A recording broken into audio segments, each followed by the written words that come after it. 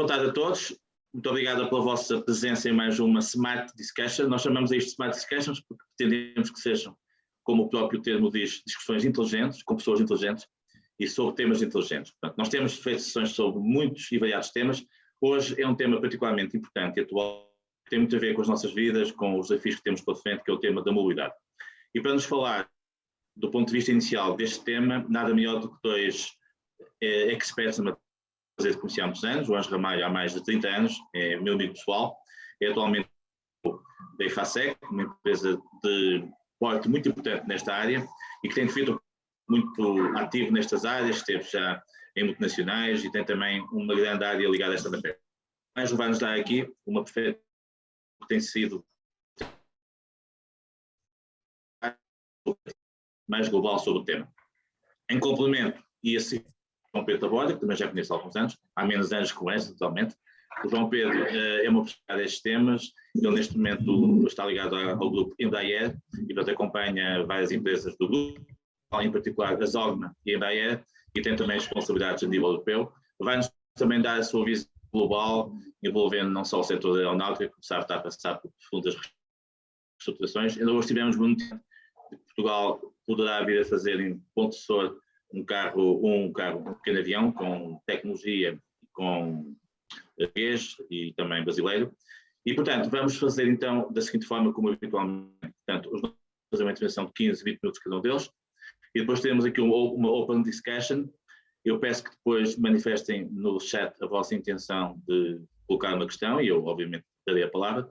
E agradecer, como já sabem, que tenham, eu próprio farei também, os microfones, tenhamos melhor acesso. Ângelo, muito obrigado mais uma vez e somos ouvidos. Muito obrigado, Jaime, obrigado a todos por este bocadinho de partilha. Como comentava antes, preparei aqui meia dúzia de slides apenas para servirem de pano de fundo a uma discussão que se espera ampla.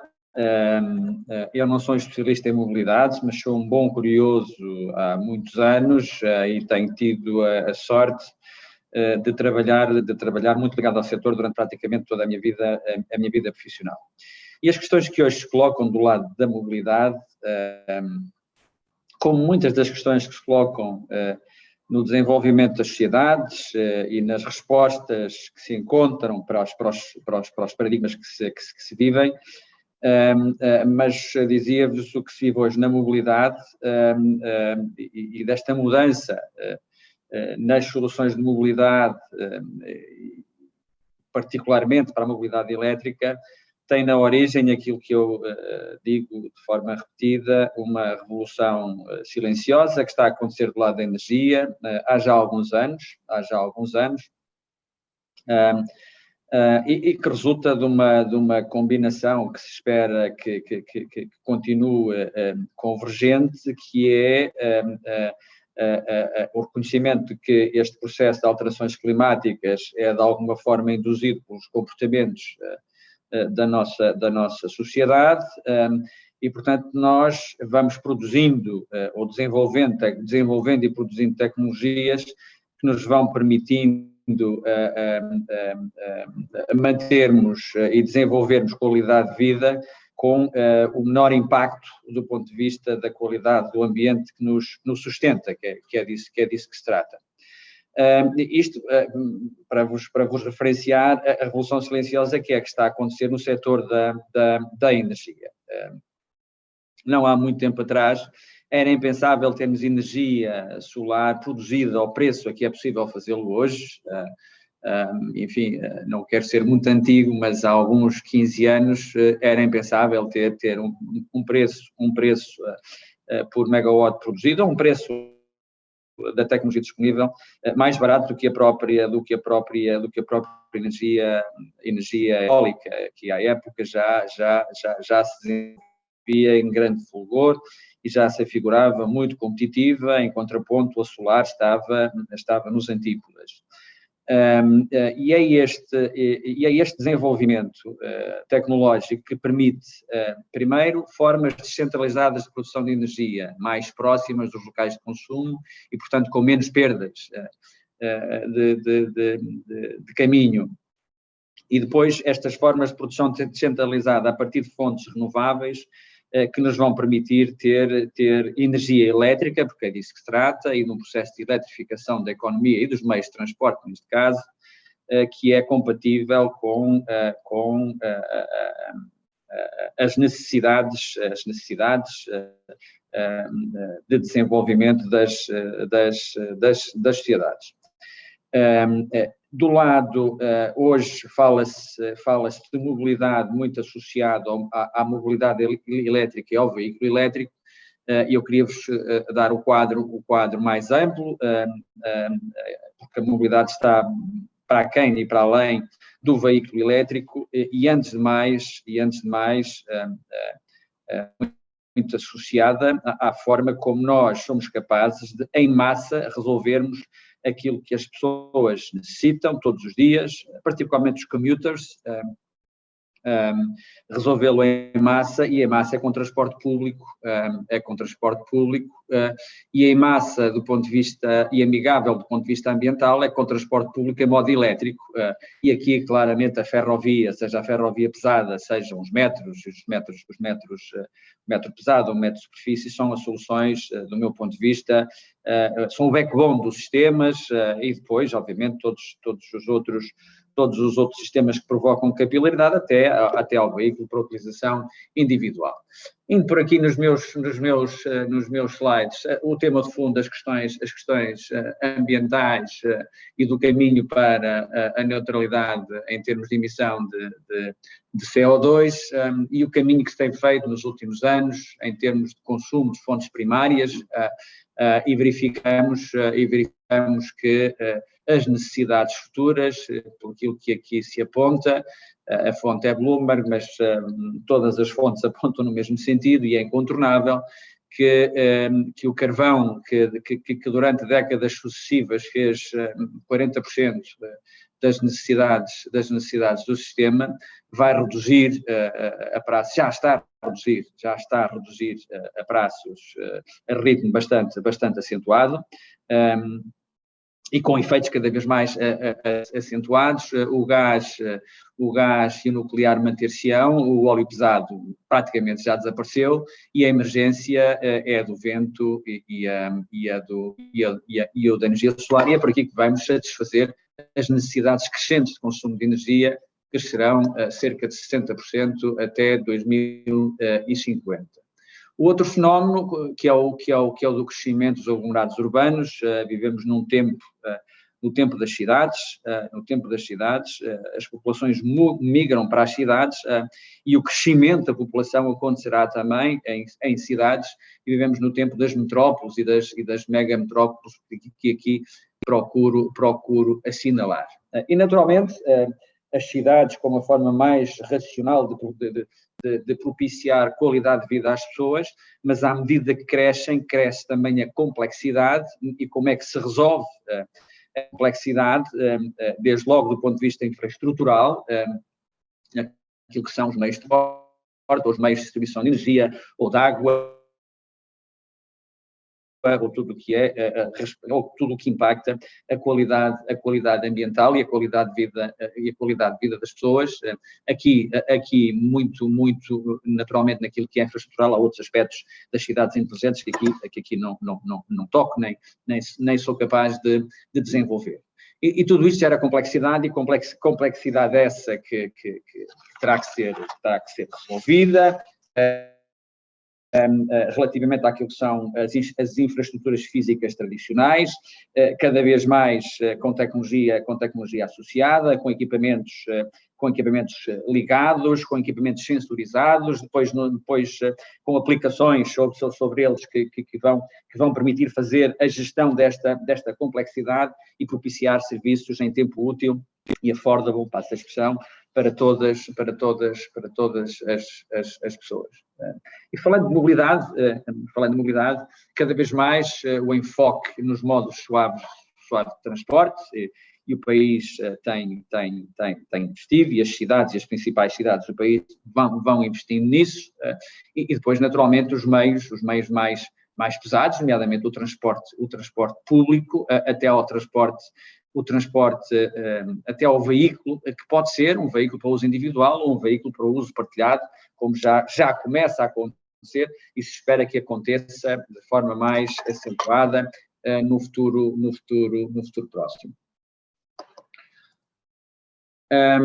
No nosso caso, no país em que vivemos, enfim, o Jaime não pediu propriamente para me focar no país, mas não deixa de ser o contexto que nos está próximo, não é? E é aqui que nós sentimos as nossas dores. A mobilidade em Portugal nos últimos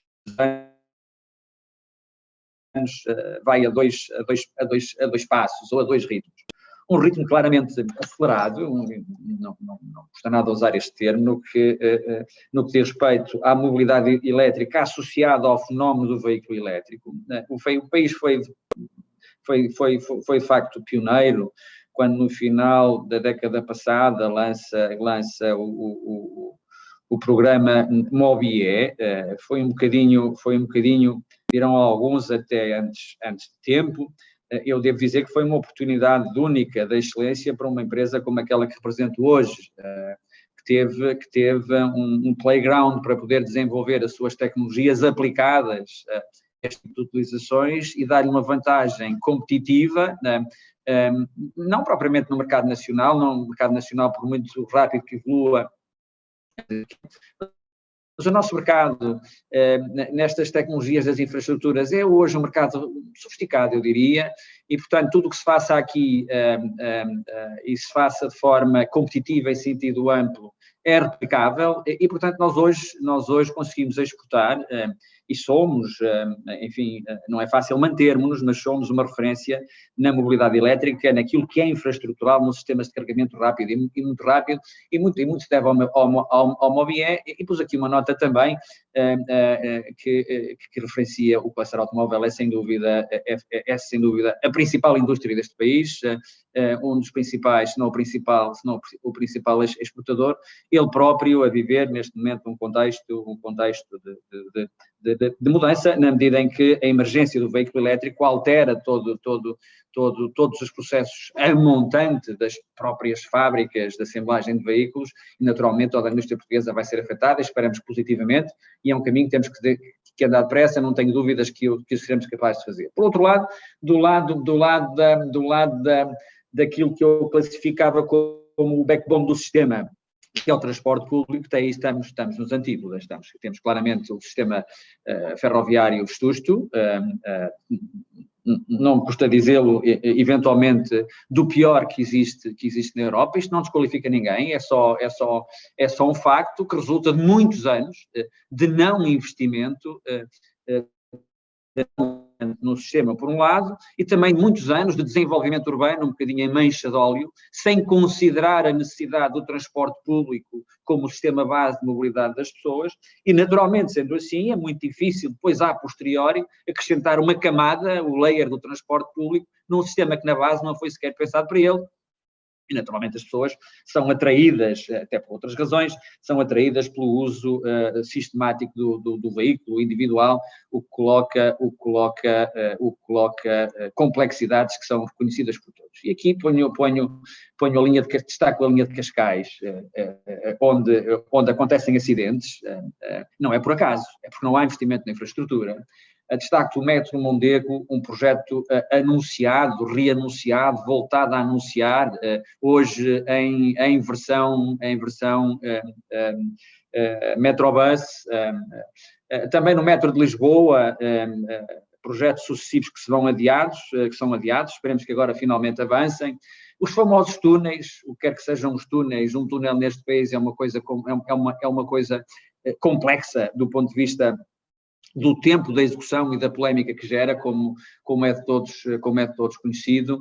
O metro do Porto, que apareceu na cidade demasiado tarde e que é reconhecidamente um elemento infraestruturante para a cidade e para a qualidade de vida dos seus cidadãos. E depois a alta velocidade, um projeto tão polémico, de uma coisa que deveria ser aparentemente simples, porque as capacidades para fazer um projeto de alta velocidade não tem que ser o melhor do mundo, mas simplesmente que ligue duas cidades, diga as duas principais num tempo razoável para o país da Europa e não em tempos ajustados a continentes menos desenvolvidos, temos Lisboa-Porto ligada com 300 km e ligada a 3 horas de distância, o que é hoje inconcebível num país como aquilo que nós queremos ser.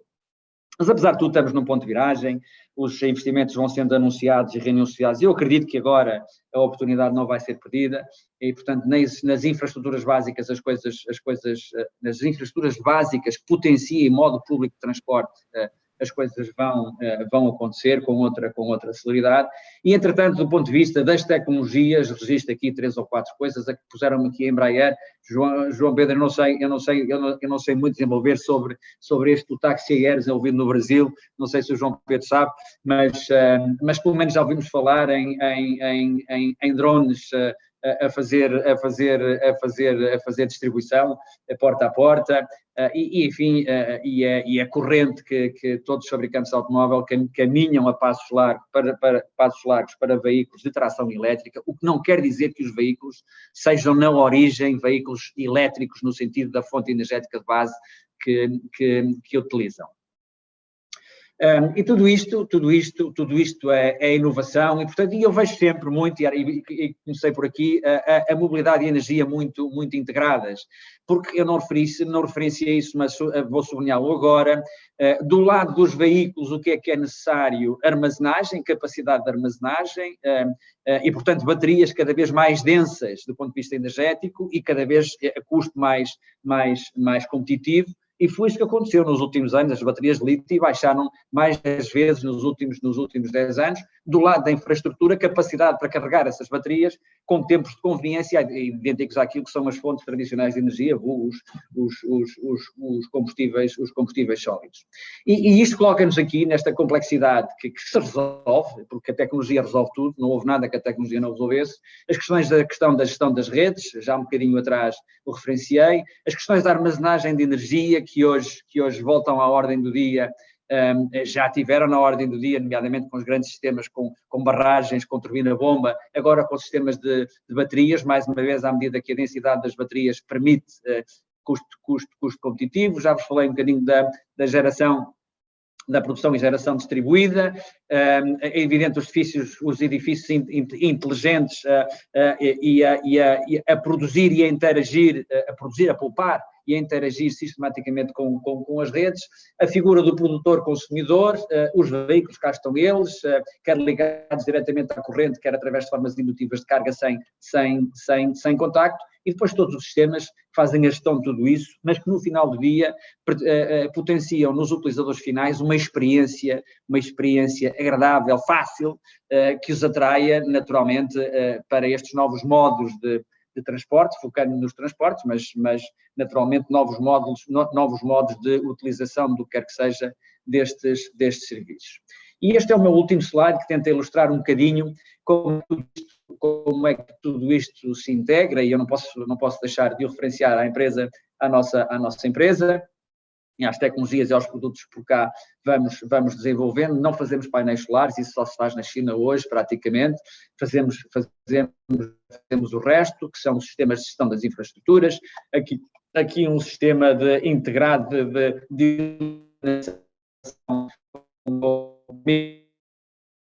vento, os edifícios sensorizados e com inteligência adequada para fazerem a gestão otimizada da energia, e aqui ao lado um sistema que faz armazenagem, compra barato e vende caro, se me permitem a expressão, fazendo uma gestão inteligente, e os veículos eles próprios, que podem ser agentes passivos, na medida em que só recebem energia, ou agentes ativos, os vehicle to grid, que interagem com a rede e também não concedem energia à rede, conforme, isto não é hoje ainda, mas estamos muito próximo disso, conforme as necessidades, digamos, do utilizador final, em termos da distância que pensa percorrer e em termos daquilo que necessita de energia para essa distância, para um determinado ou para um determinado período do dia.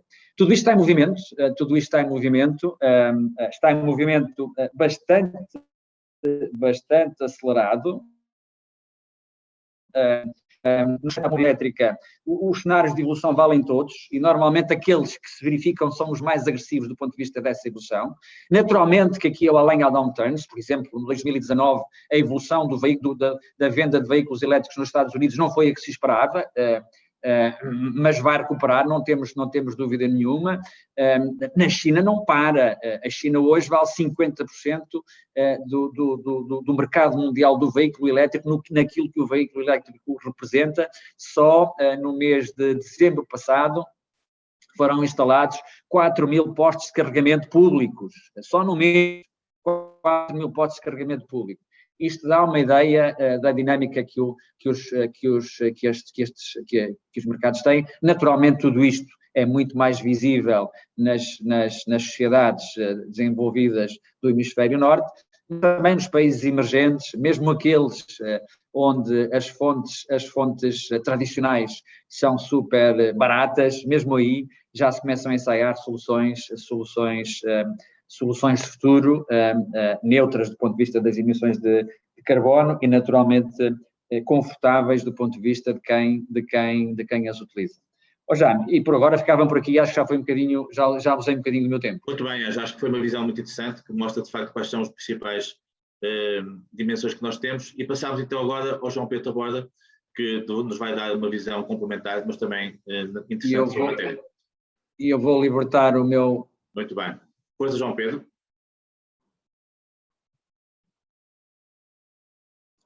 João Pedro não se está a ouvir. Obrigado, Ângelo. Obrigado, Jaime. Acho que já estão a ouvir. E espero que já estejam a ver a apresentação. Sim. Jaime, antes de mais, uma palavra muito especial para o... Está ok.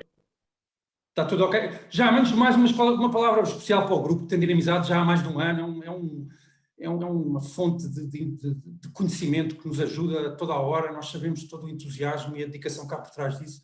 E quero agradecer muito às pessoas que hoje se ligaram e esperando que seja útil o vosso tempo. A gente sabe, hoje o tempo concorre com tudo e respeitamos muito. Eu preparei também aqui alguns slides.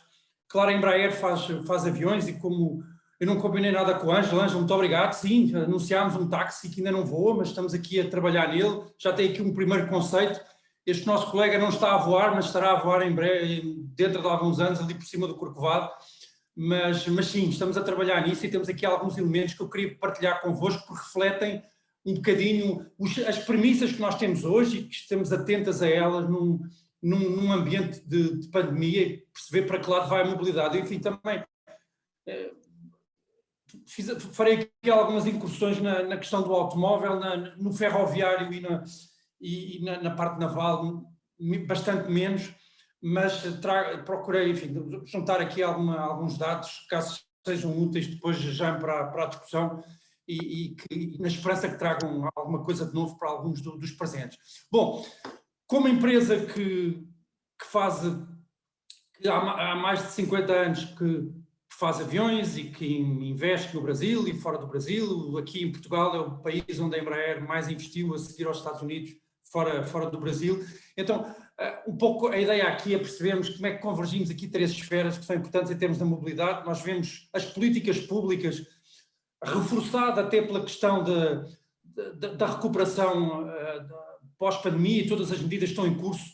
Como é que isso está, essas políticas públicas estão também a colocar algum ênfase em todas estas questões e a usar isso para provocar um aumento de alguma velocidade e de algumas das tendências para nos aproximarmos dos objetivos de longo prazo, o que é que a tecnologia permite, e depois no fim uma questão muito importante que é a questão dos hábitos, até que ponto é que os hábitos vão realmente mudar, porque até que ponto é que seremos mais ou menos teimosos em manter ou em adaptar os nossos hábitos para algum equilíbrio que vamos procurar e se calhar alguns compromissos que teremos que fazer a pensar no longo prazo e a pensar em todos, não é?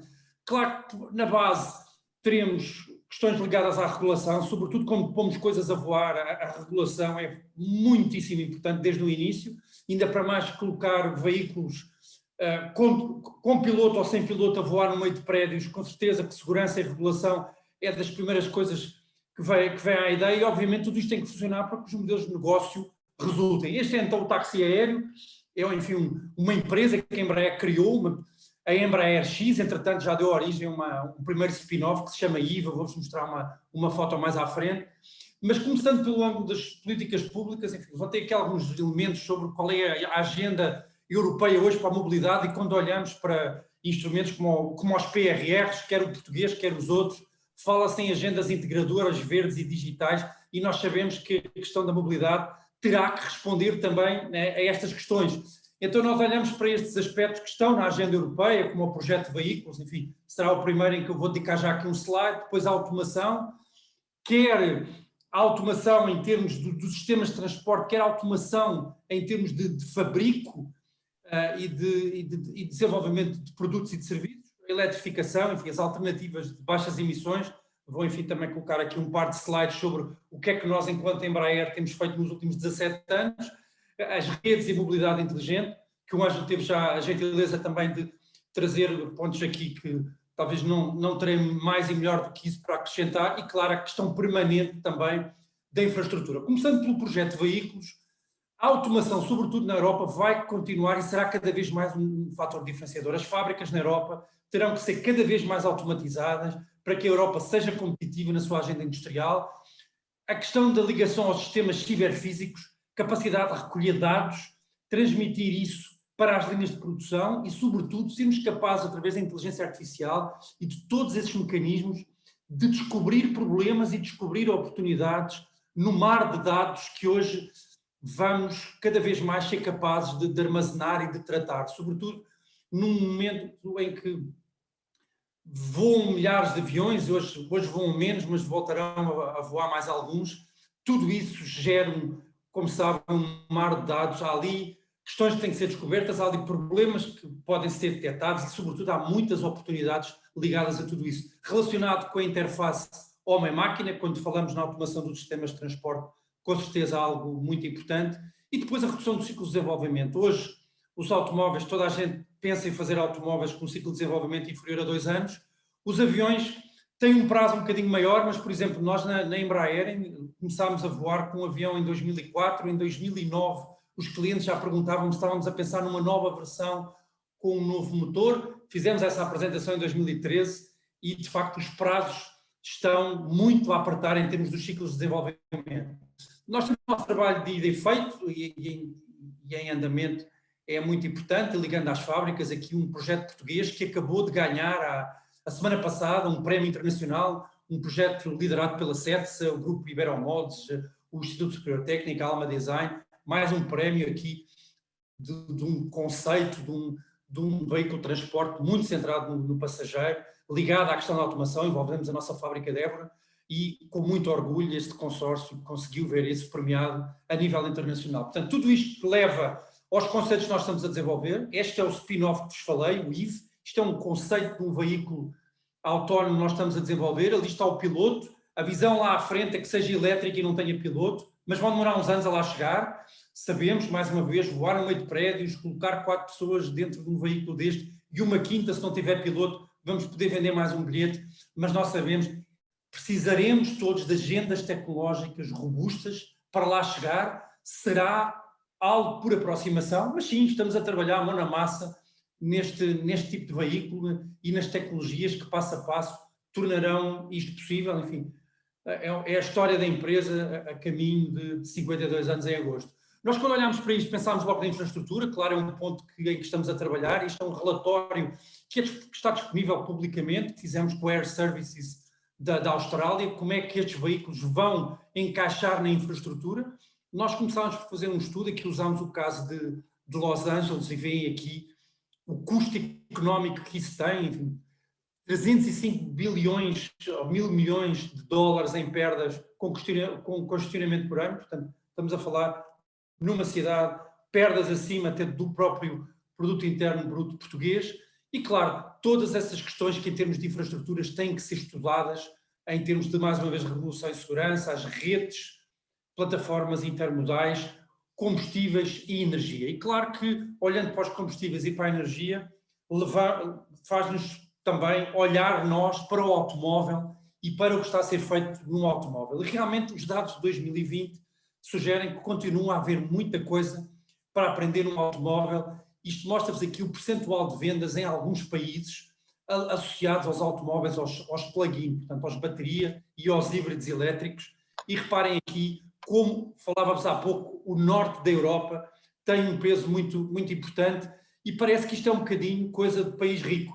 Mas o que vocês têm entre parênteses é o ranking destes países em termos de rendimento per capita, de GDP per capita. E reparem como Portugal parece até ser um caso muito interessante, e do sul da Europa, e com certeza nós temos aspectos a estudar e interessantes no nosso país, como é que nós aparecemos ali em 8º lugar do ranking e, enfim, não estamos propriamente nesse pelotão dos 15 primeiros em termos de rendimento per capita. Portanto, reforçando talvez um pouco o que o Ângelo acabou de nos dizer, se me permite, realmente nós temos aspectos importantes e o nosso país tem olhado e tem a sua história para contar em termos de aceitação da mobilidade elétrica. Enfim, alguns dados sobre a China e Estados Unidos são questões percentuais, obviamente falamos em mercados enormes e com muito maior população, portanto em termos absolutos tem com certeza muito significado. Que alguns números também, a nível global, aumentou a cota de mercado para 4,2% em 2020, face a 2,5% em 2019. Portanto, aumenta a aceitação para os carros elétricos, há 43%, há um crescimento de 43% que é importante, e enfim, caminha-se para uma questão de termos vendas de veículos elétricos próximos entre os 30% e os 40% em 2030 e ter 10,5 milhões de carros elétricos na Europa, e aqui a Comissão Europeia muito na sua agenda, num ponto que aqui é crítico também, que é a questão das baterias. Eu aqui, uma iniciativa que vamos com certeza é muito importante seguir aqui na Europa, é este projeto European Battery Innovation, com este financiamento de 2.900 milhões para facilitar e para desbloquear o que esperam ser 9 mil milhões de financiamento privado. Nós estamos a falar em 42 organizações, enfim, sendo um projeto de interesse comum europeu, também aliviando muito as regras em termos de ajudas de Estado, que facilitam também muito o envolvimento das empresas. E uma nota aqui, a própria Tesla, através da sua presença na Alemanha, entra neste projeto europeu, mostrando, de facto, a postura da Europa em termos de procurar uma abrangência global para aquilo que está a tentar fazer a nível europeu, e de facto é um projeto que tem 4 áreas tecnológicas que, mesmo para nós que não fazemos carros elétricos, nos interessa muito acompanhar em termos de matérias-primas, células de baterias e reciclagem e sustentabilidade. Falando em matérias-primas, uma nota aqui que de facto para alguns de vocês não será novidade, mas salta sempre à vista.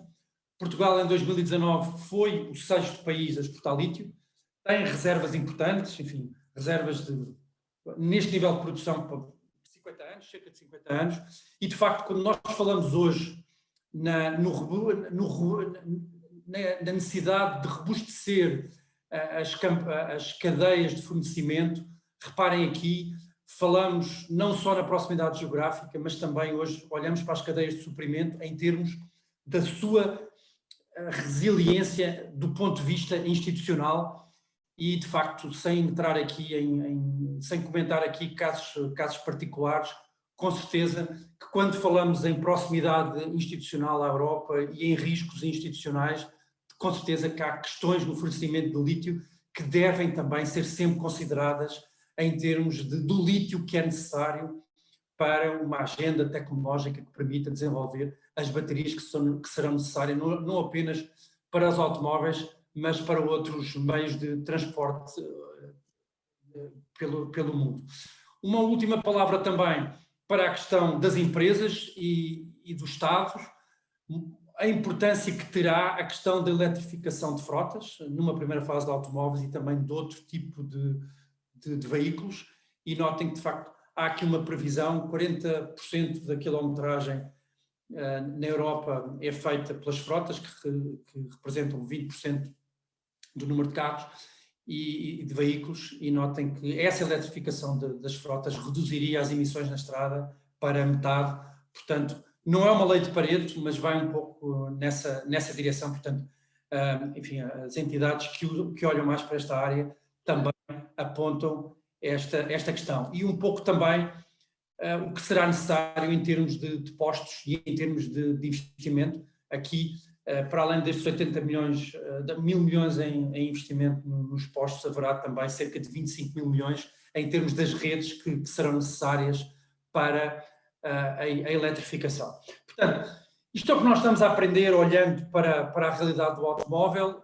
A aviação, com certeza, está debaixo de uma pressão grande. Hoje, as emissões a nível global geradas pela aviação andam entre os 2% e 3%, mas se não fizermos nada até 2050, aproximar-se-ão de 30%, mas há uma percepção em relação à aviação e, com certeza, também por aí a indústria europeia, através da Comissão Europeia, nos programas como o Clean Sky, que se chamará agora Clean Aviation, tem agendas muito agressivas em termos de eletrificação e de hidrogênio. Portanto, são estes os objetivos na agenda Flight Path 50 e veem aqui, os senhores veem aqui os senhores veem aqui o que é que as áreas em que se está a trabalhar. Nos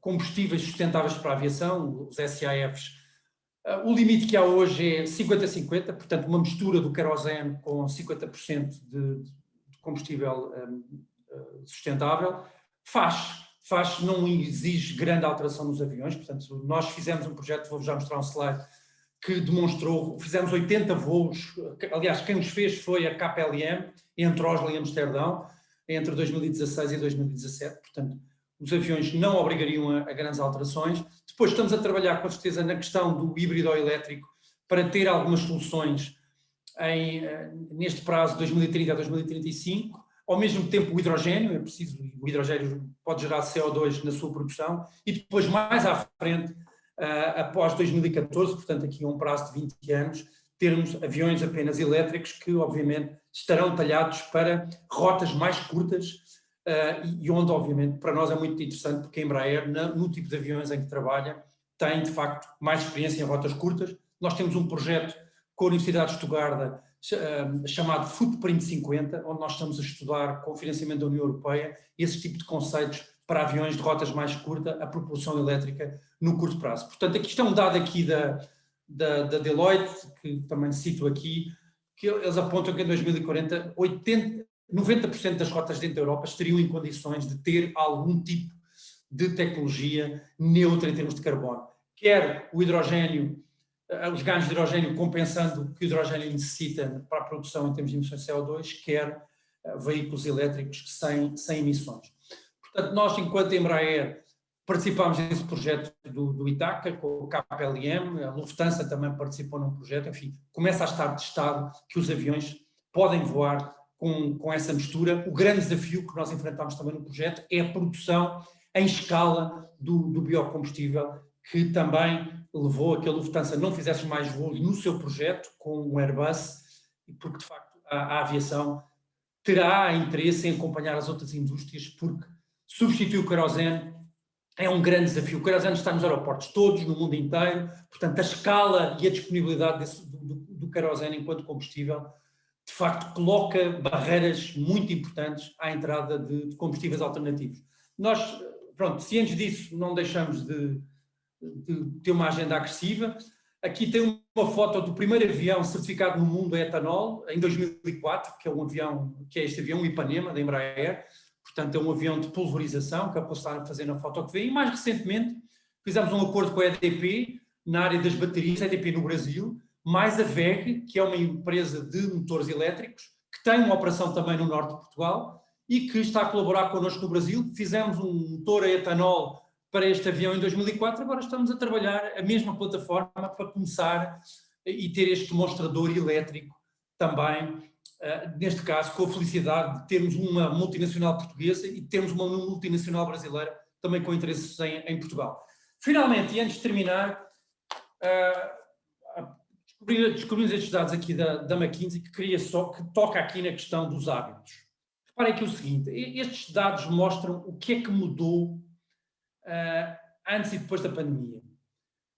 Hoje, o que era o fator, o que era o sexto critério em termos de selecionar um veículo de transporte, um meio de transporte, que é o risco de infecção, tornou-se a primeira.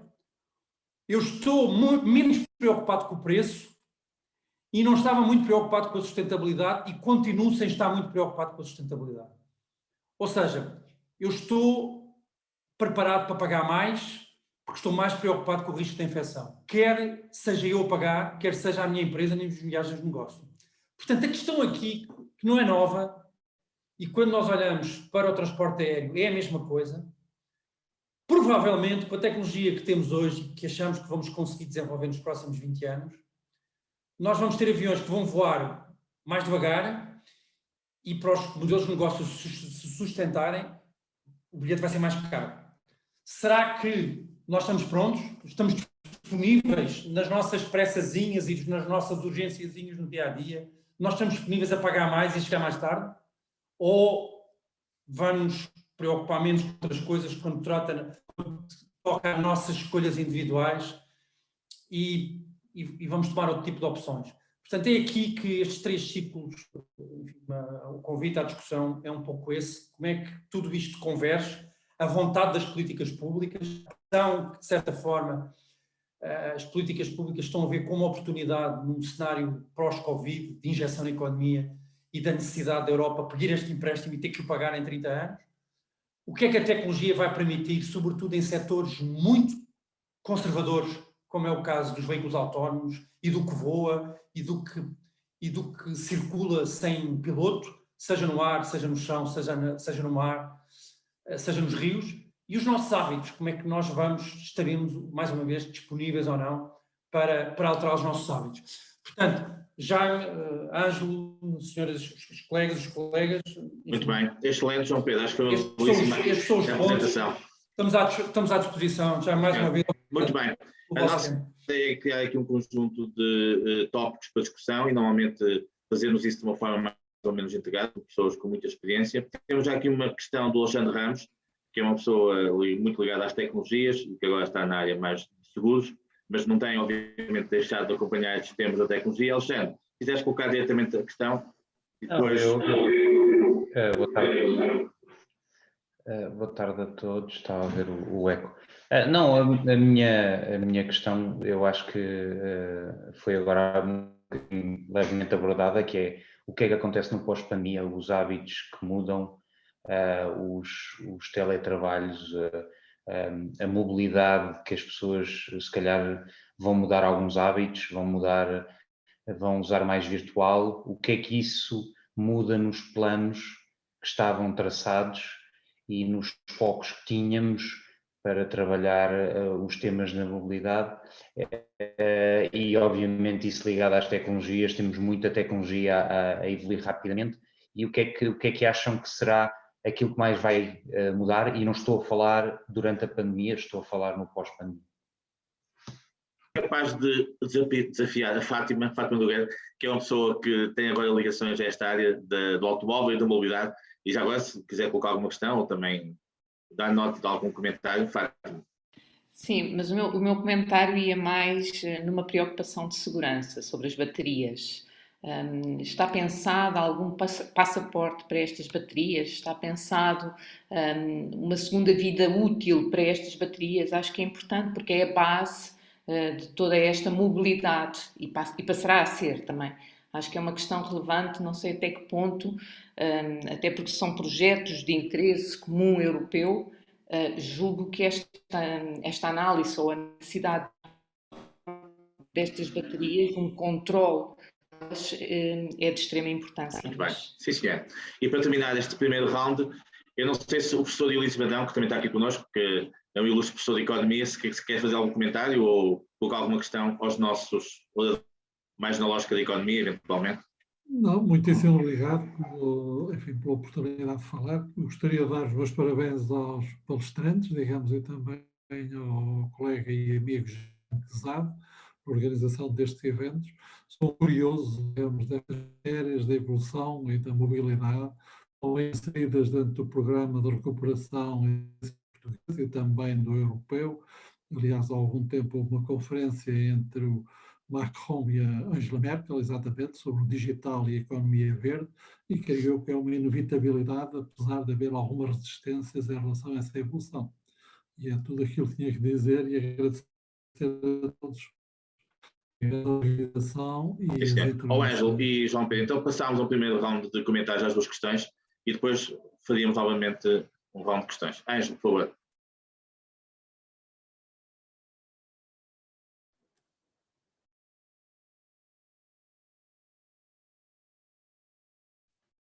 Não estamos a ouvir, Ângelo. Não.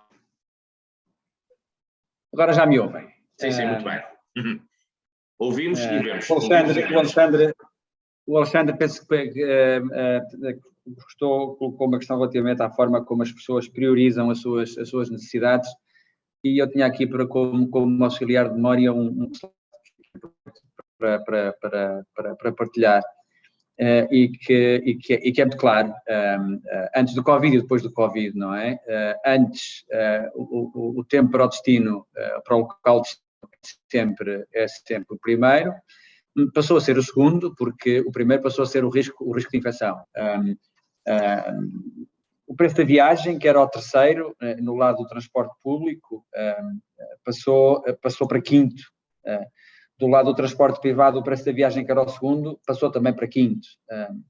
Portanto, aquilo que preocupa hoje as pessoas é muito claro. No quadro pós-pandémico ou ainda pandémico, é o risco de infecção. Aquilo que é a preocupação de sempre são as questões de conveniência, particularmente associadas ao tempo de deslocação. E a propósito também da pergunta que a Fátima coloca, e que é absolutamente crítica, que é a questão das baterias, e o que fazer às baterias. Primeiro o processo até chegar a uma bateria e depois o que fazer a uma bateria depois de ser utilizada. É complexo, mas há boas notícias. A primeira é que está claramente a nascer um mercado de segunda vida para as baterias, e em particular para as baterias que vão ser utilizadas nos veículos elétricos. As baterias, na sua segunda vida, não terão a mesma performance que tiveram enquanto em uso no veículo elétrico, e, portanto, estão desqualificadas, digamos assim, mas ainda perfeitamente capazes de muitos bons anos para uso estacionário.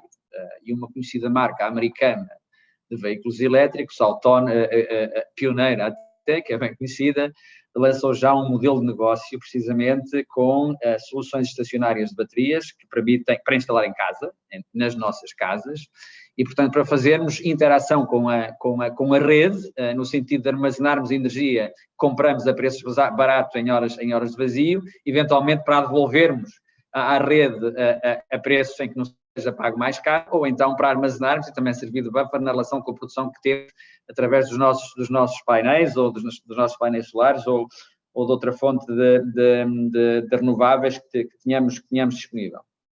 Portanto, segunda via. E depois hoje também é emergente uma indústria de reciclagem de baterias de lítio em particular. O lítio é utilizado como uma solução para as baterias há muitos anos, mas hoje, em particular nos Estados Unidos, mas começam a aparecer no mundo, verdadeiras indústrias de reciclagem de baterias. Uma delas, vi aqui há dias, que é liderada pelo ex-CTO da Tesla, vamos ser claros, era esta marca que foi a pioneira, que tem hoje uma indústria de uma dimensão muito significativa de recolha e de tratamento para a reutilização desses componentes básicos das baterias. O mais conhecido é o lítio. Eu sou positivo e estou em crer que a tecnologia, a vontade das pessoas, vai ajudar a resolver a equação, se bem que no momento inicial poderão haver incógnitas ainda que possam não ter a solução completa, ou pelo menos a solução que gostaríamos de ver. Ótimo, mas passamos agora então ao João, por favor, se quiser comentar as duas questões. Já, mas sim, do lado, eu não sou especialista todo de baterias, mas eu diria que do ponto de vista da indústria da aviação, há uma perspectiva em relação à aviação que nós estamos um pouco debaixo de fogo, não é? Em termos de questões ambientais, a pressão é enorme sobre a aviação. Portanto, nós começarmos, enquanto indústria, a investir em baterias, sem ter uma resposta clara para a pergunta da Fátima, em termos do que é que vai acontecer às baterias depois delas deixarem de ser usadas a bordo, nós vamos ter logo um problema reputacional antes de lançar os produtos. Enfim, em termos de... os próprios biocombustíveis, o projeto que vos apresentei, toda a biomassa foi produzida na Europa, destilada em Espanha, o biocombustível foi produzido na Finlândia, mas as pessoas perguntam sempre, mas nós estamos a usar a terra, para que a terra seria utilizada se não fosse para a biomassa? Portanto, o nível de escrutínio é muito grande, portanto, nós temos que olhar para a sustentabilidade das baterias, perceber e responder logo o que é que vamos fazer com as baterias depois delas serem usadas. Portanto, essa questão circular tem que, eu diria que é uma condição para evoluirmos neste sentido, pela própria estrutura da indústria hoje. Em relação ao ponto do Alexandre Ramos, há dados que apontam que, enfim, mais ou menos 1/3 das pessoas vão querer voar menos, 1/3 das pessoas dizem que vão andar menos de comboio, 10 a 15% vão dizer que vão andar mais de comboio e que vão voar mais. Vamos ver, há vários cenários. Temos que ver o que é que vai acontecer, o que é que vem a seguir à pandemia, se isto foi só um enorme tsunami e depois não vai mais nada, mas com certeza o que vai ficar é a consciência coletiva que estas coisas afinal podem mesmo acontecer, não é? E então haverá um pouco essa questão, talvez as pessoas questionem um bocadinho mais que viagens é que são essenciais, mas temos que entender quais são as oportunidades e como é que isto se vai manifestar. Se calhar há rotas que podem ser servidas por aviões mais pequenos, se for servido por aviões mais pequenos pode ser melhor em termos de emissão, porque certas tecnologias vão ser aplicáveis primeiro em aviões mais pequenos.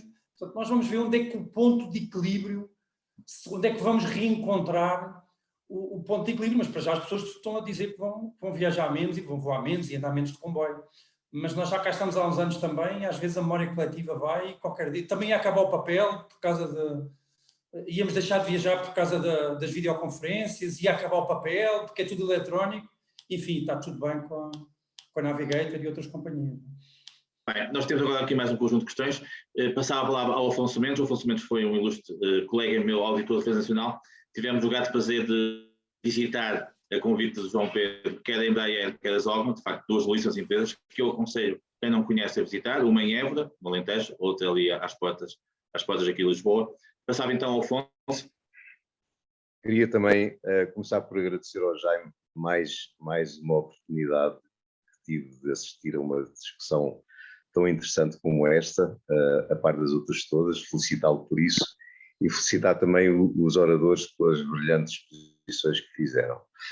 Queria só colocar aqui uma questão que relativamente aos combustíveis que me tem surgido de algumas leituras que tenho feito e que não consigo perceber o que é e que talvez seja interessante aqui para a discussão, que são os combustíveis sintéticos, que são uma alternativa aos combustíveis tradicionais e também à energia elétrica como forma de locomoção, de alimentação de locomoção. Eu não sei bem o que é, tenho lido, tenho tentado perceber, porque se for como eu tenho percebido, nada justifica esta revolução que está a acontecer. De maneira que deixo esta questão no ar. Muito obrigado. Bem, eu não sei se o Fernando Monteiro, que também está aqui connosco e que é um homem que trabalhou muito no setor automóvel, na CIVA. Fernando, não sei se estás aqui. E se gostava de fazer algum comentário? Muito bem. Não está, neste momento, operacional. O Mário Franco. O Mário é uma pessoa muito ligada à área das tecnologias e tem trabalhado muito em projetos nestas áreas que têm a ver com a mobilidade mais, digamos que, intangível. mas presumo que queria também fazer um pequeno comentário, que eu sei que este tema também é um tema que interessa muito por causa das cidades. Mário. Ok. Aí eu peço desculpa. Então, Mário, vamos primeiro deixar falar o Fernando e depois Ok, passar ao estava calado, estava com o pico calado. Olha, eu gostei muito da intervenção, parabéns por esta iniciativa e gostei muito das intervenções, acho que de facto apontam para o futuro. A questão que se me levanta sempre quando se fala, portanto, realmente nestes temas, e que vem sempre realmente ao de cima os veículos elétricos autónomos, conectados e partilhados, é sobre a situação a ponto para chegarmos até lá. Como é que vamos agarrar esse futuro que vai ser irreversível? E vai ser irreversível porque naturalmente estamos todos empenhados em controlar as emissões e a reduzi-las, portanto, há aqui os regulamentos, portanto, obrigam mesmo a ir nesse sentido. Por outro lado, a tecnologia e a inovação estão a ajudar também, realmente com os veículos elétricos e até os de hidrogénio, que também é uma solução que realmente começa a ser falada, embora muito dispendiosa. O retalho automóvel também se está a adaptar, portanto, a esta nova situação, com a digitalização do processo de compra, com uma maior análise das bases de dados dos clientes, etc. Mas a questão que eu sempre é, e o consumidor? O consumidor final hoje, o que é que ele pensa disto? De facto, o discurso politicamente correto é realmente falar sempre a energia verde, os carros elétricos, mas como ainda há pouco foi falado, os carros elétricos representam 13% do mercado em Portugal, e já considerando elétricos plug-in, que nem é uma solução nem é outra. Portanto, o plug-in não é uma solução. O caso de combustão em que é mitigada apenas a solução pelos construtores para tentar cumprir as metas que são obrigadas pela Comissão Europeia. Elétricos são 5 ou 6% em Portugal e a nível mundial deverá andar à volta de 3, 4%. E agora fala-se do seguinte, muito bem, então o resto, portanto, os 95% de carros que precisam de ser vendidos a combustão para sustentar a inovação e as novas tecnologias e os carros elétricos. E essas pessoas que vão comprar esses carros, que segurança e confiança têm nas circunstâncias atuais para fazer face, portanto, a essa compra? E isso põe aqui uma dificuldade e um dilema muito grande à indústria. É que, de facto, ainda é o caixa dos carros de combustão que tem que sustentar a inovação dos carros elétricos. E sustentar fortemente. E hoje, o consumidor está um pouco perdido no meio disto tudo. Eu hoje, se quiser comprar um carro, que carro vou comprar? Elétricos não há muita oferta. E a oferta que há, naturalmente, tem que estar condicionada a uma situação que vem ao de cima cada vez mais que se fala nos carros elétricos, que é o problema da autonomia, o tempo de carga, a própria rede e a infraestrutura.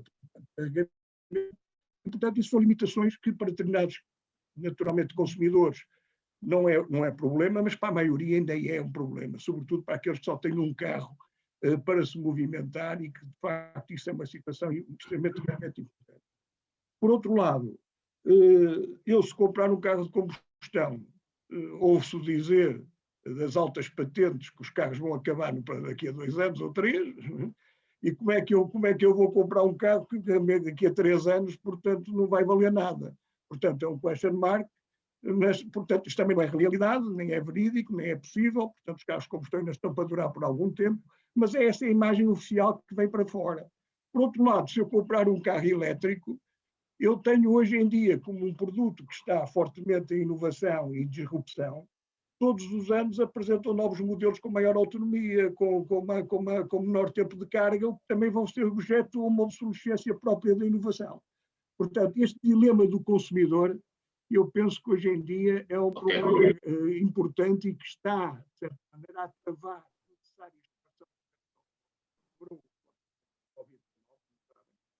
e hoje começa a haver as primeiras luzes do surgimento do setor de relançamento e que estas situações são, de facto, obrigam os construtores e todos os operadores no mercado a fazer uma reflexão muito profunda, porque todos falam em carros elétricos, mas entram-se nos stands de automóveis e só se vê carros elétricos. Muito bem, Fernando. Penso que depois o Ângelo e o João farão uma nota sobre esta belíssima reflexão. O Fernando é uma pessoa que, de facto, passou uma vida à volta do seu automóvel e tem aqui, de facto, uma para falar com mais ninguém. Acompanho, naturalmente. Eu sei que acompanha e muito. Mário, não sei se uma pequena nota relativamente a alguma questão que foi levantada, nomeadamente na parte digital. Muito breve, está bem, para passarmos às respostas. Sim. Bem, eu já agora que me foi dada a oportunidade, gostava só de fazer duas perguntas e dois comentários muito breves. Em relação às perguntas, muito diretamente, numa das apresentações foi referido que nós estamos a exportar uma determinada quantidade de lítio. Isso a mim preocupa-me, porque significa que nós não estamos, ao mesmo tempo que estamos a explorar esse lítio, a desenvolver uma cadeia de valor para utilizar esse lítio na produção nacional, o que significa que basicamente estamos a funcionar como um país exportador de matéria-prima e, portanto, gostaria de ouvir, se possível, a opinião, de facto foram duas excelentes intervenções, quais são as barreiras que fazem com que nós vamos exportar uma matéria-prima em vez de a utilizar na nossa cadeia de valor, acrescentando valor a essa matéria-prima. Primeiro ponto. A segunda pergunta está relacionada com esta. Claro que é uma pergunta que eu peço apenas uma resposta de caráter mais geral, porque calculo que não seja fácil de responder em termos muito concretos de cada empresa, mas fala-se muito no plano atual de resposta, no plano económico de resposta à pandemia e com os fundos europeus, e exatamente essa questão do lítio e outras muito parecidas que eu agora me escuso de citar, se existe da parte existe da parte das autoridades realmente nacionais alguma conversa séria, e eu quando faço aqui para uma questão de economia de texto, conversa séria quer dizer trabalho de planeamento realmente para que os investimentos que vão ser feitos sejam em áreas e em projetos onde as nossas empresas possam ganhar. Ou se estamos a fazer projetos, e quando eu digo as nossas empresas não têm que ser empresas de capital apenas nacional, mas empresas que desenvolvam a sua atividade em Portugal e que tenham cadeia de valor em Portugal. Portanto, se está a ser feito um trabalho, ou se digamos que as autoridades mandaram assim o plano ao ar e agora, eventualmente, as empresas vão apoiar. Só os dois comentários muito... Mas muito breve, está bem, Mário. Temos aqui mais outras pessoas que querem falar certo. E depois... Um comentário muito simples. Eu fixei, claro, muito importante a questão do MOBIE e todo esse processo, e eu reduzo os dois comentários apenas a um. A mim parece-me que é muito importante, alguém falou que provavelmente foi antes do tempo. Eu acho que não foi, e falo nesse caso, podia falar noutros. É assim, eu creio que, e gostava talvez, é um comentário, mas gostava de, se houvesse algum feedback sobre isto, a questão é assim, eu penso que em Portugal continuamos a pensar que quando já tiver tudo a andar, e não é só em Portugal, na Europa, falou-se aí bastante na Tesla, porque a Europa não conseguiu reagir, está a reagir agora, tarde, mas a minha pergunta é, não valia a pena pensarmos um pouco nestes projetos, que nós não podemos sempre estar a apostar naquilo que está a dar no momento, ou que nos parece já óbvio, mas que temos de ter uma capacidade de antecipar um pouco aquilo que é o futuro e avançar. Sim, era um comentário. Ângelo, e peço desculpa, mas foi dada a palavra que é raro e eu aproveitei. Obrigado. Ângelo e João, vamos responder a estas três questões, depois temos uma última ronda. Jaime, estão aqui muita matéria, está aqui mesmo muita matéria. Nós temos tempo até às 7h30, portanto, de qualquer forma, só para está aqui muita matéria. Se quiser, começo eu? Muito bem, então vamos, o Afonso Mendes falou nos combustíveis sintéticos, enfim, embora tenha passado um tempo grande da minha vida em petrolíferas e já desde há mais de 30 anos ouvi falar e saber que se trabalha muito em combustíveis sintéticos, sei pouco sobre o assunto, mas sei suficiente para poder dizer aqui que, e com isto já introduzo para outras questões, o motor térmico que nós conhecemos está longe de ter a vida acabada e, portanto, quem achar que ele tem uma data de fim de vida, a minha convicção é que não. Naturalmente, o motor térmico tem algumas limitações, desde logo de rendimentos,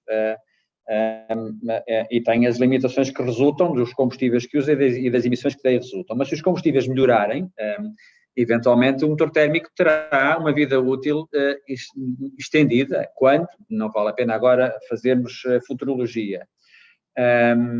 E sabemos do que os motores térmicos têm evoluído nos últimos anos, e não precisamos de ir muito atrás, do ponto de vista da sua eficiência, em termos energéticos, na relação com as performances que têm e na redução das suas emissões. Também dizer-se, ou pressupor-se que a fonte energética nos veículos do futuro, ou pelo menos do futuro próximo, vai ser, a fonte base vai ser energia elétrica, ligada à rede, abastecida diretamente a partir da rede para uma bateria, também é capaz de ser um exagero. Que a tração será elétrica, parece que se vai concordando que é o caminho. A forma como se produz a energia que vai alimentar essa tração elétrica. Haverá aqui vários campos, desde logo os veículos híbridos que existem já hoje, as soluções de fuel cell que usarão hidrogênio ou mesmo gás natural, ou qualquer coisa do género. Aqui a tecnologia vai encontrar múltiplas respostas. Mas há uma questão de base que foi aqui lançada, penso pelo Fernando Monteiro, que é a capacidade de reconversão de uma indústria. Não é possível reconverter toda uma indústria hoje dos veículos de combustão interna para que amanhã seja de veículos outra coisa qualquer que saia elétrico. Não é possível, não é materialmente possível e nem financeiramente possível e, portanto, não é imaginável. Não só as necessidades de investimento, a complexidade das cadeias logísticas é de tal maneira elevada que não é possível. Portanto, tudo acontecerá de forma gradativa e o veículo elétrico que nós vemos hoje, elétrico puro ou elétrico plug-in ou híbrido plug-in, vai ter a sua progressão, naturalmente que será uma progressão exponencial, mais ou menos acelerada ao que seja. Estamos num mercado global que vale de veículos elétricos que vale 90 milhões de veículos por ano e já não chegará, segundo boas opiniões, a atingir os 100 milhões de veículos ano.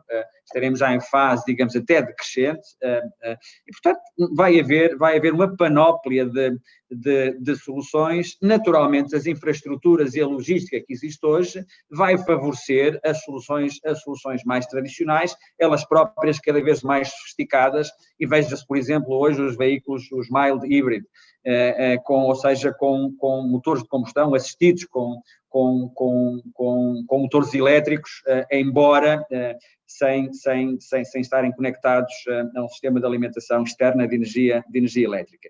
Portanto, a tecnologia vai ser uma paleta muito diversa e tomemos enquanto consumidores as opções que temos de tomar em cada momento. Não vamos comprar carros para a vida, isto já não existe. Naturalmente, o que é importante é que em cada momento os diversos atores sejam capazes de introduzir confiança na relação com os utilizadores finais, porque é disso que se trata.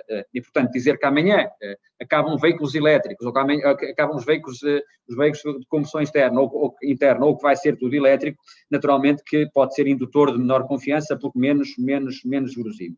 A questão da segurança converge na questão da segurança, foi o Fernando Monteiro também a foi tocando, à medida que as soluções avançam, e as soluções têm que ser naturalmente soluções seguras, porque senão não contribuem para a confiança dos sistemas, o que quer que eles sejam. E aqui fala-se na segurança intrínseca dos sistemas, mas nas questões da autonomia, do tempo de carga, se existe ou não existe infraestrutura. Também aqui é importante sublinhar, se amanhã todos os veículos fossem elétricos, não tínhamos infraestrutura para os abastecer, portanto, até por aqui não é possível.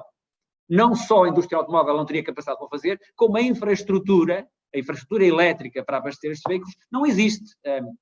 E aquilo que seria necessário, e que será necessário, porque ela, apesar de tudo, vai ter que ser desenvolvida, são investimentos de muitos milhares de milhões, que naturalmente acontecerão de forma progressiva ao longo do tempo. E, portanto, também temos que deixar que o tempo avance, naturalmente, e tirarmos o melhor partido dele. O melhor partido dele. O Mário Franco referenciava as questões do lítio e do lítio que existe em Portugal e se o país tem ou não tem capacidade para acrescentar valor a esse lítio. Sendo pragmático, existem hoje 3 ou 4 grandes fabricantes de baterias no mundo e que são eles que vão fazer todo o abastecimento à indústria automóvel nos próximos alguns anos. Mesmo a famosa marca americana utiliza a tecnologia, tanto quanto é dado a conhecer e aquilo que é público, é a tecnologia de um desses grandes fabricantes.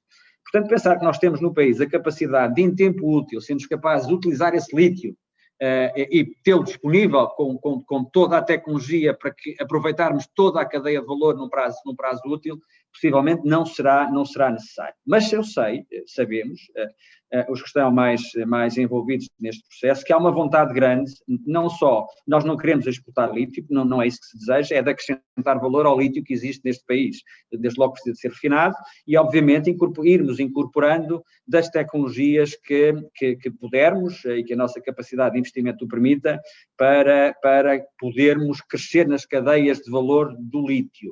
E há muita vontade para que assim seja, nomeadamente do setor regulatório e público e do governo, sabemos disso e é anunciado, e naturalmente há empresas, e nós próprios estamos a tentar explorar essas oportunidades, e é bem verdade que as oportunidades são boas antes de o serem para todos, com os riscos que as acarretam, mas vamos encará-las como deve ser.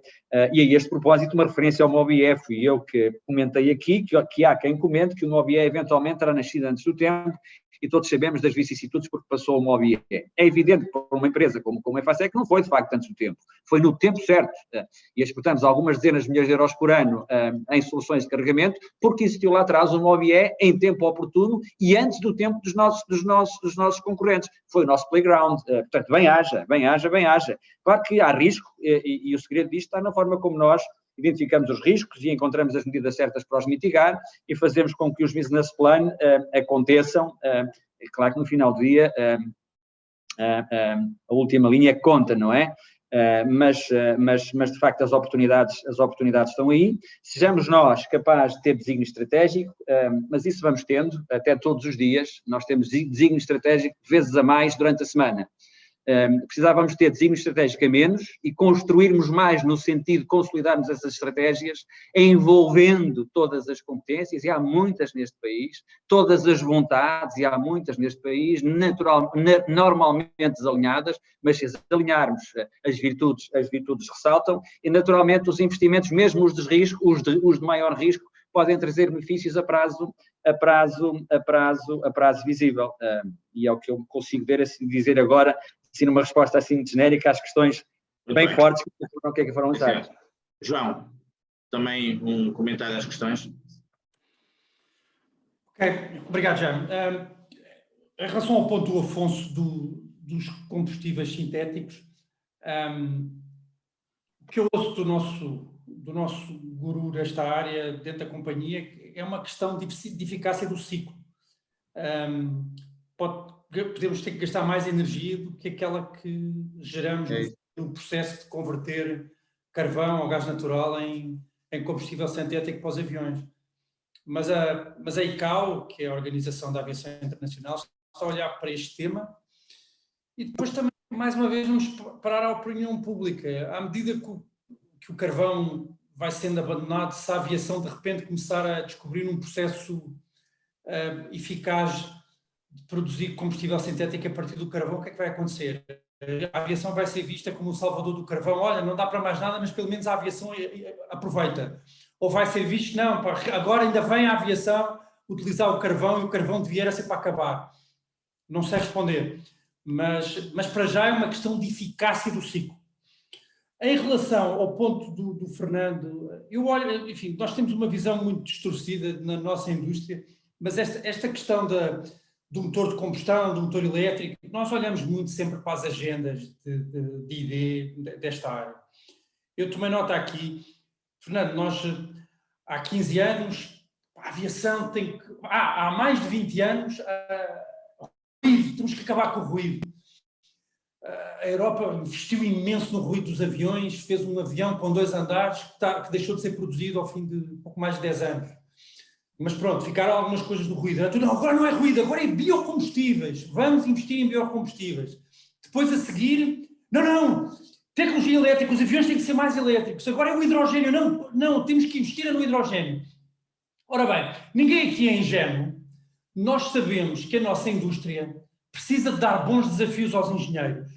Senão, quando não temos aviões novos para fazer, eles vão para as outras indústrias. Então, o nosso concorrente europeu sabe fazer isso muito bem. Os nossos colegas no Brasil olham para isso com muita inveja, não é?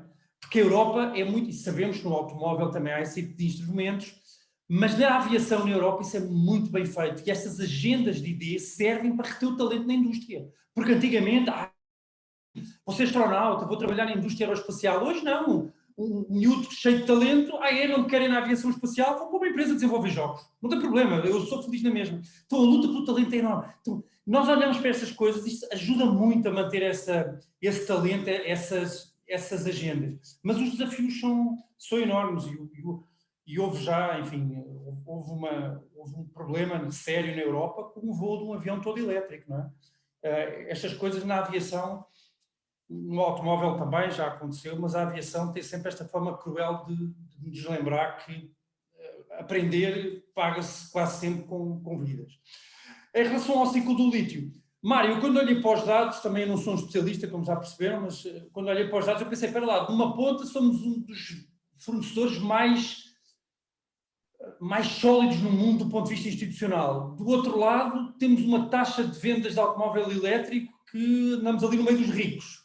O que é que podemos fechar aqui no meio, não é? Numa ponta temos uma aceitação ótima, as pessoas estão a comprar carros elétricos. Noutra ponta, estamos atrás dos montes, há uma empresa inglesa a tirar o lítio e a exportá-lo. Se calhar, será que realmente não dá para fazer mais aqui no meio? Eu peço-lhe imensa desculpa, eu concordo com a pergunta mais do que consigo dar uma resposta. Mas há de certeza aqui uma oportunidade para uma cadeia de valor e talvez o Ângelo, quando esteja aí, estará muito mais habilitado do que eu para responder. O que é que podemos fazer aí no meio? Como é que acrescentamos valor de um lado à matéria-prima e como é que, como país do sul da Europa, que somos conhecidos por gostar de pôr uma mudança abaixo e temos um campeão do mundo de Fórmula E, mas gostamos da Fórmula 1 agora em Portimão a fazer barulho, como país do sul, o que é que realmente está a acontecer? Para os fabricantes de automóvel pode ser um caso interessante a estudar e com certeza que ninguém está a dormir. Em relação ao PRR, eu tentei tocar nesse ponto. O PRR não é uma ajuda a fundo perdido, como o Portugal 2020 ou como o Portugal 2030, é um empréstimo para pagar entre 2028 e 2058. Então essas agendas têm que ser muito concretas em termos de gerar exportações e gerar resultado para a Europa e depois com esse resultado paga-se o empréstimo, não é? E eu acho que aí, neste momento, há uma discussão aberta, acho que o Governo tem tido uma discussão aberta, mas à medida que o dinheiro começa a ficar disponível, tem que haver alguma flexibilidade para ver que projetos é que vão aparecer. Nós, enquanto empresa em Portugal, temos interesse no PRR, mas as empresas têm que ter muita responsabilidade com os governos. Não podemos aparecer a dizer que vamos fazer isto ou aquilo e o dinheiro fica reservado e depois não fazemos. Portanto, tem que se abordar essas agendas com muita responsabilidade e a lógica é gerar valor para a Europa, porque esse empréstimo é para pagar, não é? Então, a partir dessa responsabilidade, e aí a indústria tem que se posicionar e tem que organizar as mensagens, levá-las ao governo com o compromisso que aquilo que leva vai fazer. Muito bem. Pronto, nós estamos já são 7h20, mas tínhamos aqui ainda alguns comentários. Não sei se o professor Jesus, antes do Paulo Faustino, que tem sido um dos colegas do apoio da Mídia 21, fazer um comentário final. Professor Jesus, tinha aqui uma pequena questão, não sei se quer colocar. Portanto, o professor Jesus tinha colocado aqui uma questão. A minha questão é um pouco fora de sim, mas ponha à vontade. Mas é mobilidade. É mobilidade, porque a distribuição da produção e das pessoas pelo território faz-se exatamente em função da mobilidade. E o que eu queria perguntar era se estes temas em geral da mobilidade, e tal como é que isso foi, e num prazo relativamente longo, como é que isto pode refletir-se na alteração da morfologia da produção em geral, em Portugal e no confronto litoral interior? Não é um problema técnico agora. Mas como é que a mobilidade em geral, o tema em geral da mobilidade, porque a localização, a construção das cidades, e a concentração em cidades e o deserto do interior, etc., faz-se exatamente também, em função, ou sobretudo em função da mobilidade. Eu julgo que os distintos oradores e outras pessoas têm ideias sobre isto bastante boas. Sim, senhor. E Muito bem. era isto que eu preocupava. Nós temos aqui... Para além disso, Jaime, obrigado Não, é sempre um prazer. Exatamente. E pelas brilhantes apresentações efetuadas. Sim, senhor. Muito bem, muito obrigado. O Sr. Jesus é um ilustre economista, já foi do cenário dos rocks e sabe melhor do que ninguém. Eu penso que estamos aqui com alguém que está com ruído de fundo. Não sei se é o Paulo Faustino, mas alguém tem o ligado e ouve um ruído de fundo. Agradecer, portanto, enquanto não falassem, que tirassem, por favor, o som. Agora, também pus aqui uma questão, não sei se mantém uma coisa breve, para depois os nossos oradores fazerem o comentário final. Não sei se Godete ainda está aqui. Muito bem. Pus aqui uma pequena nota, não sei se quer dar alguma coisa sobre isso, um ranking interessante, se quiser comentar rapidamente.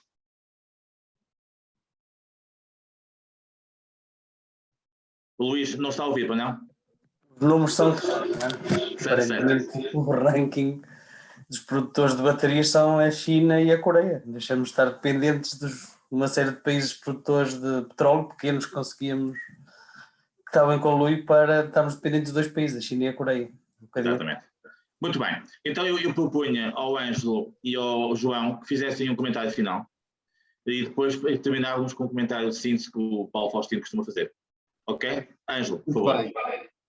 Muito bem. Então, muito rapidamente, e não resisto à questão dos produtores de bateria, de facto, a nota que o Luís Almeida aqui acrescentou é isso, eles estão centrados na China e na Coreia, e são eles que estão a alimentar o mercado todo, é bem previsível, e a Europa está a fazer um grande esforço, nomeadamente o setor automóvel, para desenvolver competências industriais, para que passamos a ter baterias na Europa, porque isto é uma fragilidade estratégica muito forte, muito forte. Está a ser endereçada, não sabemos com que output em termos de tempo, mas sei que está a ser endereçada. O professor Jesus acaba por, estava hesitante em lançar aqui o tema dele, mas acaba por me dar um bom tema para fazer um bocadinho a síntese do que estivemos aqui a discutir, porque isto da mobilidade tem a ver com as pessoas onde elas estão, onde elas vivem, e eu acho que as pessoas são o centro de tudo, e sou um liberal por razões várias, mas também não resisto a dizer o seguinte, a oferta gera a sua própria procura e vamos tendo bons exemplos de casos destes. Também há maus exemplos, eu bem sei. Mas no que diz respeito à oferta de infraestrutura, ou melhor, a oferta de qualidade de vida às pessoas, quando oferecemos qualidade de vida às pessoas atraem-se, sentem-se atraídas por essa oferta.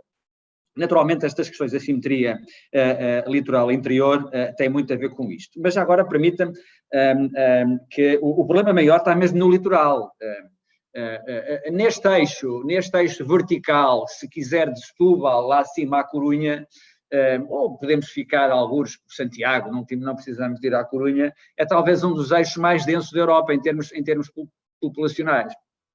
Não deixa de ser, também se verifica bem, um dos eixos mais pobres, quanto mais a sul, excluindo Lisboa, mais pobre. A Galiza, já apesar de tudo, já tem referenciais melhores do que os nossos. E há outra coisa que se associa a isto, o nível de mobilidade neste eixo vertical é extraordinariamente baixo. Se quiser ir, professor Jesus, de Setúbal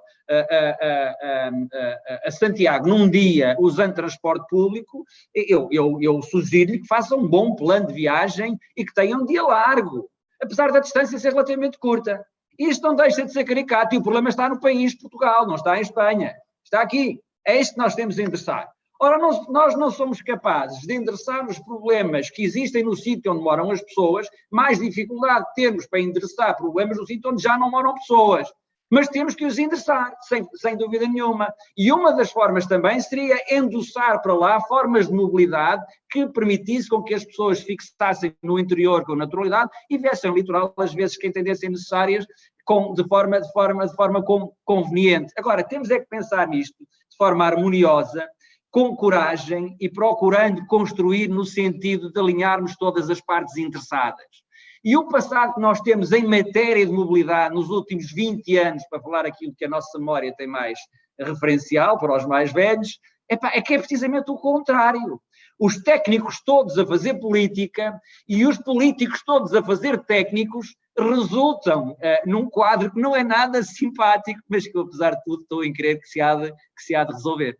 Era isto que eu Muito bem. João, uma pequena nota final também, se quiser. Muito obrigado. Parabéns. Obrigado, Jaime. Eu teria uma nota final. Eu acho que, vendo o país de fora, nós tivemos em um período muito difícil em que não fomos famosos pelas razões que queríamos, mas acho que, no geral, nós temos muita chance de sair de todo este processo sendo visto e continuando a ser visto de fora como um país com um bom nível de fiabilidade, um bom nível onde é seguro e onde faz sentido investir.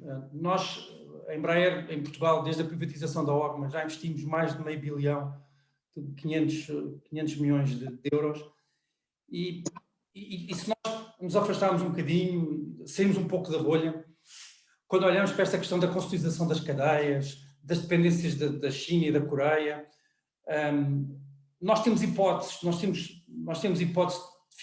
continuar bem no mapa e de sermos um país atrativo para investir. E isto liga um pouco à questão da mobilidade e do interior.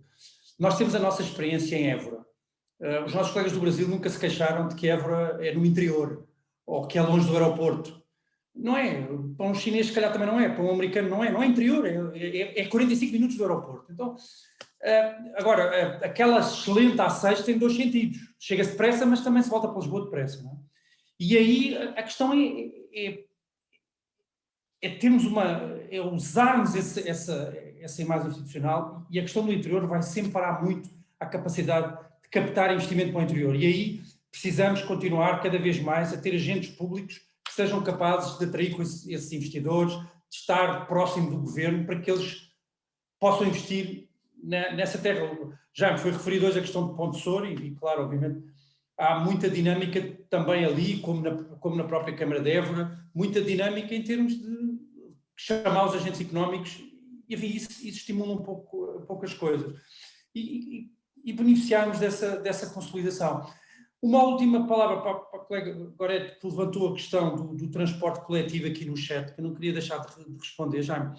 Vamos ver, nós estamos a ver na aviação, há boas tecnologias, e Portugal às vezes tem empresas muito boas e surpreendentes a atacar problemas concretos, que passem um conforto aos passageiros. Há oportunidades por todo lado, em termos de que sistemas é que há para colocar nos transportes públicos que tirem o medo do sistema. E aí a aviação, os comboios, o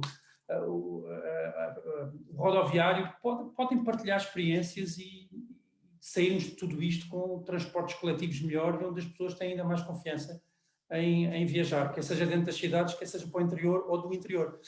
Então, vamos ver o que é que fica depois disto, se tudo isto, mais uma vez, foi um enorme tsunami e vamos voltar a mais ou menos ao que era antes, ou se vai ficar alguma coisa, vai haver mais pessoas a viver no interior, vai haver mais mobilidade. Vamos ver o que é que vai ficar no fim e o que é que isso impacta na mobilidade, e no que, mais uma vez, estamos dispostos a pagar por isso ou não, e a ter um prémio que se calhar vai existir pagando mais e se calhar às vezes demorando um pouco mais a chegar onde nós queremos. Isso leva à palavra final, vamos parar aos nossos hábitos individuais e o que é que estamos dispostos a sacrificar ou não. Obrigado. Muito obrigado. Pronto, antes de mais, queria agradecer e vou passar a palavra ao Paulo Faustino, que normalmente costuma fazer uma nota que espero seja breve, para terminarmos a horas. Queria agradecer ao Ângelo e ao João Pedro Taborda, de facto, a excelência das apresentações que nos fizeram e o contexto que permitiu a discussão. Pedi-lhes depois, se possível, para ainda hoje me enviarem as apresentações. Nós temos aqui o bom hábito de partilhar depois com as pessoas as apresentações, porque são elas, de facto, muito boas, muito interessantes, e, de facto, ficamos todos muito gratos pela vossa disponibilidade e, sobretudo, pela preparação que fizeram dos belíssimos conteúdos que partilharam connosco. Paulo, com a nota sintética habitual, como habitualmente. Muito bem. Obrigado, já uma vez mais, por este seminário, ou webinar, que, como tens sido bastante dinâmico nisto. Portanto, a Mídia 21 dá o apoio, digamos, institucional, mas é sempre um prazer partilhar estes seminários relevantes e com oradores bastante qualificados, como foi uma vez mais hoje, aliás, com a circunstância adicional de também estarem presentes aqui alguns amigos meus. Bom, eu não percebo muito de transportes, o único comentário ou comentários que me ocorrem, e não tentando repetir algumas ideias aqui, mas o meu papel também é fazer uma síntese, não percebendo nada de transportes, a única coisa que eu sei de transportes é que às vezes comparo os erros, nomeadamente da indústria ferroviária, com os mídia. Ou seja, a indústria ferroviária em Portugal, e não só, por exemplo, nos Estados Unidos, mas sobretudo em Portugal também, cometeu o mesmo erro que a indústria dos mídia, ou seja, não olharam qual é o negócio deles, não souberam identificar o negócio. A indústria ferroviária não soube identificar que está no negócio dos transportes, concorre com, quer dizer, mais recentemente já perceberam isso, mas concorre obviamente com os carros, concorrem com os aviões, concorrem com os autocarros, e obviamente que esse é um erro às vezes comum da indústria, de algumas subindústrias ligadas ao transporte. Aconteceu mesmo com os mídia, não perceberam que o negócio deles não é apenas a indústria dos mídia, é a indústria do entretenimento, pronto. E eu acho que isso, digamos, tem alguma relevância do ponto de vista de perceber alguma falta de estratégia, evidentemente no caso também tem a ver com políticas públicas, no caso nacional. Bom, mas é a única referência que eu faço aos transportes às vezes para fazer esta analogia. Eu acho que foram aqui discutidos dois grandes desafios, quer dizer, que a própria pandemia naturalmente vamos ver o que é que vai acontecer. Por um lado, a dicotomia entre transportes, mobilidade coletiva e transportes coletivos individuais. Não sabemos se a pandemia vai fomentar os transportes coletivos, o pós-pandemia ou não. Não é? Uma coisa se calhar sabemos, as empresas vão pagar menos viagens aos seus funcionários e, portanto, se calhar vai haver menos financiamento para viagens de negócios e talvez continue as viagens de turismo. Portanto, não sabemos neste trade-off qual é que vai ser o balanço e em que medida é que isso vai afetar, digamos, o negócio dos transportes. E, por outro lado, enfim, digamos que essas são alguns dos grandes desafios, independentemente do papel das políticas públicas. Eu já agora confesso que eu passo muito tempo em Leiria, em Lisboa e no Porto, aliás vivo metade da semana em Lisboa e metade no Porto, habitualmente, mas normalmente passo por Leiria, de onde eu sou natural. Ainda sonho com o dia em que eu posso ir de comboio para parar em Leiria e ir de Lisboa para o Porto ou de Porto para Lisboa e parar em Leiria. E felizmente isso não acontece porque temos uma linha que é uma miséria, que é a linha Oeste, portanto não se justifica. Sou eu agora aqui a fazer o meu lobby enquanto leiriense, mas de facto espero que ainda vivo tenha tempo de usufruir dessa possibilidade. Portanto, dito isto, uma vez mais agradeço ao Jaime por trabalhar conjuntamente neste projeto, que obviamente o mérito é dele, e obviamente aos oradores e todos os que participaram por tornarem esta discussão mais rica e, no fundo, estamos também aqui a dar o nosso contributo para a comunidade, para refletir sobre o país e é importante esta discussão. Então, boa tarde a todos também, muito obrigada. E cá nos veremos no dia 4 de maio, já agora vamos fazer uma belíssima sessão sobre a marca Portugal. Vai ser uma sessão especial e lá cá estaremos nessa altura, está bem? Um abraço a todos e boa semana, está bem? Um abraço, Jaime. Um abraço a todos, obrigado.